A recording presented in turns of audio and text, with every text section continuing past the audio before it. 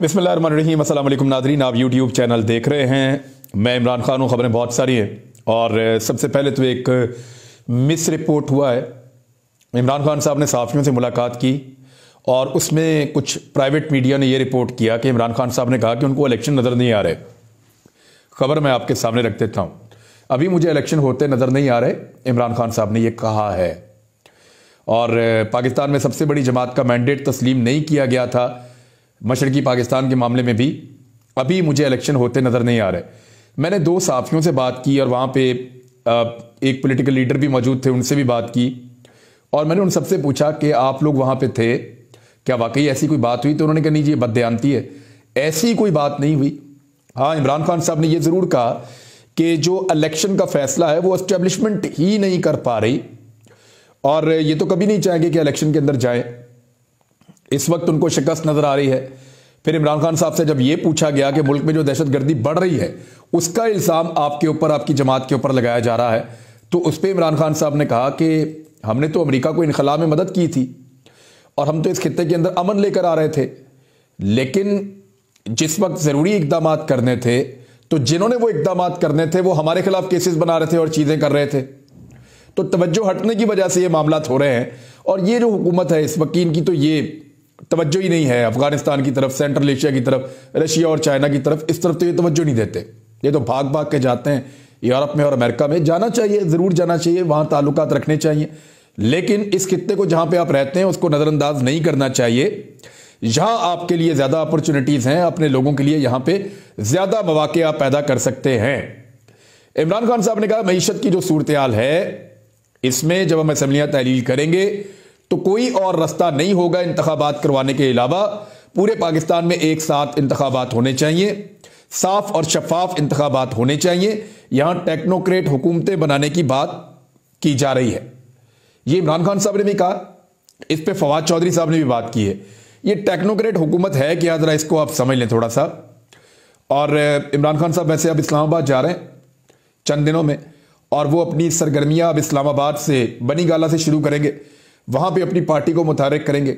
यानी 27 किलोमीटर जो है वो वफाकी हुकूमत के पास है और वो बार बार धमकियां लगाते हैं। तो इमरान खान साहब अब जा रहे हैं बनीगाला, लगभग एक हफ्ते के अंदर अंदर वो शिफ्ट हो जाएंगे और फिर वहां से वो अपनी पॉलिटिकल एक्टिविटीज को दोबारा शुरू करेंगे 2 हफ्ते के आराम के बाद। गालिबन जनवरी के मिड में या जनवरी के इख्तिताम तक इमरान खान साहब का जख्म पूरी तरह ठीक हो जाएंगे और फिर वो चलना फिरना भी शुरू कर देंगे और फिर पॉलिटिकल एक्टिविटीज का आगाज हो जाएगा। यही वो वक्त है जब इमरान खान साहब चाहते हैं कि इलेक्शन कैंपेन जो है वो पूरी स्विंग पे आ जाए और फिर मैदान के अंदर मुकाबला हो। अब गौर किया जा रहा है कि मौजूदा हुकूमत को घर भेजकर 2.5 सालों के लिए टेक्नोक्रेट हुकूमत बना दी जाए। ये टेक्नोक्रेट हुकूमत होती क्या है, जरा इसको आप समझ लें। दुनिया में ना ये तजुर्बा किया गया है, इसका आगाज किया गया था 1930 की दहाई में। यूरोप में भी हुआ, अमेरिका में भी हुआ कि टेक्नोक्रेट्स की हुकूमतें बनाई गई। ये टेक्निकल लोग होते हैं, यानी साइंटिस्ट किस्म के लोग होते हैं। मईशतदानों को मईशत पे लगा दिया जाता है, साइंसदानों को तालीम के ऊपर लगा दिया जाता है। हर चीज को साइंसी फार्मूलों के तहत किया जाता है, अवामी उमंगों के तहत नहीं किया जाता। हर चीज को कायदों और कवानीन के तहत तोला जाता है, हर चीज को मुनाफे में तोला जाता है और इसके अंदर किसी किस्म की गुंजाइश इंसानी अमल दखल की या लोगों की ख्वाहिशात की नहीं होती। और ये तहरीक की तरह ये शुरू हुई थी 1930 की दहाई में और उस वक्त इसको जिसने आगाज किया था इसका, ये हार्वर्ड स्कॉट, उन्होंने इसको शुरू किया था। और इसके मुताबिक ये था कि जमहूरियत ने बहुत से नाअहल अफराद को इक़्तिदार तक पहुंचा दिया है जिन्होंने गलत फैसले किए हैं जो समाजी बर्बादी का बायस बने हैं। और फिर उन्होंने कहा कि इस नई तकनीकी दुनिया का इंतजाम किया जाए जहां पे इंजीनियर, माहिरीन, साइंसदान जो रोजमर्रा के मसाइल पर साइंसी उसूलों का सख्ती के साथ जो है उसका नफाज करें और इस तरह वो दुनिया को चलाएं। लेकिन ये नाकाम हो गया, हर जगह पे, किसी जगह पे कामयाब नहीं हो सका और पाकिस्तान के अंदर भी नहीं होगा। पाकिस्तान ने पहले कई मरतबा कोशिश की है कि टेक्नोक्रेट्स को बाहर से इंपोर्ट किया जाए और लाकर उनको मुख्तलिफ महकमों में बिठाया जाए और उनके जरिए से पाकिस्तान का निज़ाम चलाया जाए, लेकिन लोग इसको मानेंगे नहीं। देखिए, पाकिस्तान गुज़िश्ता 70 साल से टेक्नोक्रेट्स ही चला रहे हैं, नालायक टेक्नोक्रेट्स जो मुंतखब नहीं है, मुख्तलिफ इदारों के अंदर बैठे हुए। पाकिस्तान की एस्टेब्लिशमेंट है वही इस मुल्क को चला रही है और सियासतदानों को तो बराए नाम ही फैसले करने की इजाजत होती है। इस मरतबा इमरान खान साहब ने यह फैसला किया है कि वो सिर्फ इक्तदार नहीं लेंगे, यानी वो सिर्फ जो है वो हुकूमत नहीं लेंगे, एक्चुअली वो इस मरतबा इक्तदार लेंगे। इमरान खान साहब, मैं आपको फिर क्लियर कर दूं कि इस मरतबा हुकूमत नहीं लेंगे, वो इस मरतबा इक्तदार लेंगे। इक्तदार का मतलब यह है कि पाकिस्तान के फैसले, पाकिस्तान की सियासी क़यादत इमरान खान साहब और उनकी पॉलिटिकल पार्टी करेगी। अगर वो इक्तदार में आएंगे तो हुकूमत में आकर पहले की तरह वो अपना वक्त ज़ाया नहीं करेंगे, ना इस कौम का वक्त ज़ाया करेंगे। बल्दियाती इंतखाबात इस्लामाबाद के मैंने आपको बताया था, वहां से ये भाग गए हैं। आज इंकशाफ ये हुआ है कि 50 करोड़ रुपए से जायद उम्मीदवारों ने, बेचारों ने अपनी कंपेन के ऊपर खर्च कर दिए हैं और कंपेन आखिरी मरहले में दाखिल थी जिस वक्त हुकूमत ने यह भोंडा कदम उठाया है। अब हुकूमत इसको मजीद आगे ले जाना चाहती है, क्योंकि कहीं पे भी इलेक्शन होगा तो पाकिस्तान तहरीक इंसाफ फेंटी लगाएगी, उस फेंटी से अब बचना चाहते हैं। तो टेक्नोक्रेट्स की हुकूमत बनाने के लिए ये कोशिश कर रहे हैं और शहबाज शरीफ की हुकूमत क्योंकि चल नहीं रही और पाकिस्तान को डिलीवर नहीं कर पा रही, हालात बहुत ख़राब हैं। इसका अंदाज़ा आप यहां से कर लेना कि अब जो वफाकी वज़रा है, मैं नाम नहीं लेता लेकिन बहुत सारे वफाकी वज़रा, आप उनके स्टेटमेंट सुन रहे होंगे, वो गालियां देने पर उतर आए हैं। लफ्ज़ बेगैरत का इस्तेमाल कर रहे हैं, बहुत सारे और लफ्ज़ों का इस्तेमाल कर रहे हैं, यानी वो गालम गलोच पे उतर आए हैं, वो इतने बदमज़ा हो गए। वज़रा की ये हालत क्यों हो गई, इसके पीछे 4 वजूहात हैं। पहली वजह यह है कि मुकम्मल तौर पर नाकाम रहे वो। उन्हें लगता था कि वो आएंगे और शहबाज शरीफ कोई जादूगर है और मुल्क के अंदर जितना पैसा चल रहा है, पब्लिक भी पैसा सर्कुलेट कर रही है, हर चीज़ बिल्कुल ठीक है, इसमें वो आएंगे। बुरा वक्त गुजर चुका है, जो 3 साल इमरान खान ने बुरे गुजारने थे वो गुजर गए हैं। अब तो आगे काम है डिलीवर करने का और पैसे को खर्च करने का, तो वो आएंगे और सब ठीक हो जाएगा, लेकिन मुकम्मल तौर पर नाकाम हो गए। दूसरा, अपनी मुकम्मल नाकामी की वजह से वो अवाम के अंदर मकबूलियत से गैर मकबूलियत की तरफ चले गए। जो अवाम में उनका ग्राफ कुछ हद तक उठा हुआ था या वो किस लेवल पे इमरान खान के बराबर पहुंच गए थे, अब वो इमरान खान की गर्द को भी नहीं पहुंच पा रहे। दूसरी वजह यह है जो आपके वफाकी वज़रा बदमज़ा हुए हैं, गालम गलोच पे उतर आए हैं और चिड़चिड़े हो गए हैं। उसके पीछे दूसरा रीज़न ये है, ख़ासतौर पे PMLN के, क्योंकि उनको लगता था कि वो गवर्नमेंट इन वेटिंग है, अगली हुकूमत उनकी बनेगी, लेकिन अब नहीं बन रही। अवाम में बहुत बुरी तरह गैर मकबूल भी हो गए हैं। तीसरा यह कि ख़जाना ही खाली हो गया। खजाने को जिस तरह इन्होंने खाली किया है, 10 साढ़े 10 अरब डॉलर इन्होंने 7 महीने के अंदर गायब कर दिए हैं खजाने में से, और कर्जा भी इन्होंने रिकॉर्ड ले लिया है। इसके बावजूद ये पाकिस्तान का टके का भला नहीं कर सके। हालात ये पैदा हो गए हैं कि जो वज़रा हैं उनके अपने महकमों में अब तनख्वाहों के लाले पड़े हुए हैं, तनख्वाहें नहीं दी जा रही, बिलावल के दौरे खत्म नहीं हो रहे और वजारत खारजा के अंदर दुनिया के कई मुल्कों में पाकिस्तान के सफारतखानों में तनख्वाहें जो हैं वो रुकी हुई हैं और वहां से लेटर्स आ रहे हैं। इस किस्म की जब सूरत हाल पैदा हो गई है कि खजाना खाली है, तो फिर किसका दिल करता है कि वो इक़्तिदार में बैठे। और आखिरी जो वजह इनके बदमज़ा होने की वो ये है कि इन्होंने अपने सारे उसूल भी तोड़ दिए थे। यानी हुआ क्या था, एस्टेब्लिशमेंट के खिलाफ ये तहरीक चलाना चाहते थे और अवाम को उसके लिए तैयार कर रहे थे। फिर ये एस्टेब्लिशमेंट की कठपुतली बन गए। कठपुतली ये सोचकर बने कि अब इनको ये इक़्तिदार मिल गया, 1 साल अगर ये गुजार लेते हैं, 1.5 साल, तो फिर आगे इंतखाबात के बाद ये दोबारा 5 साल के लिए आ जाएंगे। इनको ये आइडिया नहीं था कि अवाम साथ छोड़ जाएगी और कठपुतली भी बन जाएंगे। अब उंगलियों के ऊपर नाच रहे हैं, इशारों के ऊपर नाच रहे हैं एस्टेब्लिशमेंट की, और मज़ा भी नहीं आ रहा, खजाना भी खाली है, अवाम में भी गैर मकबूल हो गए हैं और मुकम्मल तौर पर नाकाम भी हो गए हैं। शहबाज शरीफ साहब ने पाकिस्तान तहरीक इंसाफ की मुजरिमाना गफलत करार दिया है सस्ता तेल, सस्ती गैस के मुआहदे ना करने को। एक तो सस्ती गैस के मुआहदे तो PMLN ने भी बहुत महंगे मुआहदे करके चली गई थी, और जब से ये हुकूमत में है 8 महीनों में ये बहुत सारे मुआहदे कर सकते थे, इन्होंने कोई मुआहदे नहीं किए। अब तो जिम्मा इनका अपना है। इमरान खान साहब अगर करते तो अगले चंद महीने की परचेजिंग कर लेते, वो पूरे साल की तो ना करते। लेकिन पिछले चंद महीनों के अंदर अगर इन्होंने परचेजिंग की होती तो पाकिस्तान के अंदर गैस का जो शदीद बहरान इस वक्त मौजूद है वो ना होता।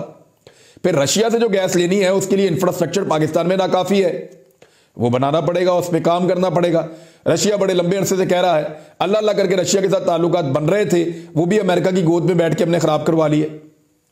अब आ जाए इस बात के ऊपर कि इमरान खान ने सस्ता तेल क्यों नहीं खरीदा या सस्ते तेल के सौदे क्यों नहीं किए। तो आलमी मंडी के अंदर पाकिस्तान को तेल उसी कीमत पे मिलता है जिस कीमत पे पूरी दुनिया को मिलता है। सिर्फ एक जगह थी जहां से पाकिस्तान को सस्ता तेल मिलने की उम्मीद थी, और वो रूस था। इमरान खान जब रूस से सस्ता तेल लेने गया, पीछे से इन सब ने मिलकर, ये सोशल मीडिया पे बहुत चलता है कि इमरान खान रूस से सस्ता तेल लेने कर गया और पीछे से सस्ते में मुल्क ही बेच दिया।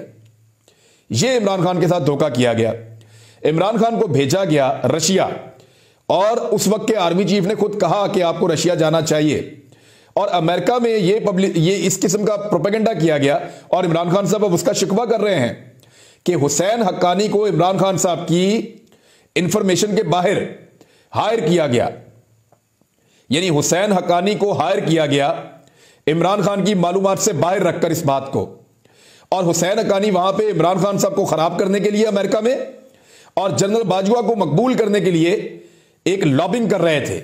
ये इमरान खान साहब और उनकी पार्टी के लोग अब कह रहे हैं और ये बड़ा संगीन इल्जाम है कि पाकिस्तान का आर्मी चीफ पाकिस्तान के वजीर आजम के मुकाबले में मकबूल किया जा रहा है लॉबिंग के जरिए से, और पाकिस्तान के वजीर आजम को गैर मकबूल किया जा रहा है अमेरिका में लॉबिंग के जरिए से, और इसका पैसा हुकूमत पाकिस्तान की जेब से जा रहा है। इसके ऊपर तो बाकायदा सुप्रीम कोर्ट ऑफ पाकिस्तान में एक जुडिशियल कमीशन बनकर इंक्वायरी होनी चाहिए कि क्या ऐसी एक घिनौनी साजिश पाकिस्तान के साथ की गई है जिसमें एक फर्म को हायर किया गया अमेरिका में और हुसैन हक्कानी उसके साथ जुड़े हैं, उनको मुनाफा पहुंच रहा है और वो कंसल्टेंसी दे रहे हैं। हुसैन हक्कानी जिनके ऊपर पाकिस्तान में केसेस हैं और वो मतलूब रहे हैं, वही हुसैन हक्कानी अमेरिका के अंदर मुबैना तौर पे लॉबिंग करते हैं। इमरान खान साहब तो इसके ऊपर यकीन रखते हैं कि वो लॉबिंग करते हैं इमरान खान के खिलाफ और जनरल बाजवा के हक में। ये बड़ा सीरियस इशू है और इस इशू के ऊपर तो, और मुझे अच्छी तरह याद है कि इमरान खान साहब ने कहा और पॉलिसी बनाई कि हमने रूस की और यूक्रेन की लड़ाई में रूस की मजम्मत नहीं करनी। तो उस वक्त जो है वो जनरल कमर जावेद बाजवा ने मजम्मत कर दी थी कौमी पॉलिसी की खिलाफ वर्जी करते हुए। इसके ऊपर दुनिया के किसी और मुल्क में कोई आर्मी चीफ ऐसे करता तो उसका कोर्ट मार्शल हो जाता, ये इमरान खान साहब ने कहा था। अब आ जाए, पहली मरतबा सर्दियों में लोड शेडिंग हो रही है। इस किस्म की हमने कारकर्दगी आज तक नहीं देखी। लोड शेडिंग सर्दियों में छोटी मोटी तो होती थी थोड़ी बहुत, लेकिन इतने बड़े पैमाने पर लोड शेडिंग और इतनी ज्यादा लोड शेडिंग हमने कभी सर्दियों में होती हुई नहीं देखी जितनी बड़ी लोड शेडिंग इस वक्त सर्दियों में हो रही है पाकिस्तान में। और जो शॉर्टफॉल है वो रिकॉर्ड शॉर्टफॉल है। पाकिस्तान बिजली पैदा ही नहीं कर पा रहा और जो बिजली पैदा कर रहा है वो इतनी महंगी है कि लोग उसको खरीद नहीं सकेंगे। तो लगातार लंबी लंबी लोड शेडिंग इस वक्त की जा रही है। उधर पाकिस्तान तहरीक इंसाफ के लोग जो है वो इस्तीफे देना चाहते हैं। एक और खबर आ रही है, मैं अगले व्लॉग में आपको कंफर्म कर दूंगा कि मोने सलाई और उनके भाई पाकिस्तान से बाहर गए हैं, लेकिन यह पता चल रहा है कि वो जल्दी वापस आ जाएंगे।